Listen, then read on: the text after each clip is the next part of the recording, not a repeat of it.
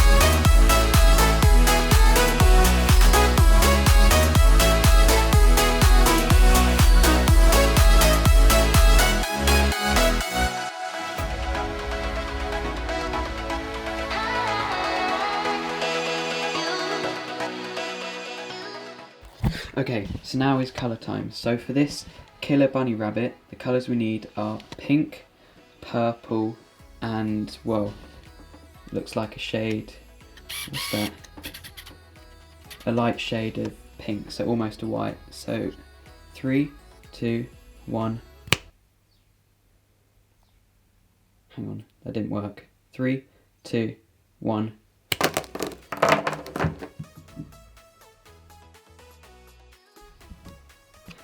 Let's get into it.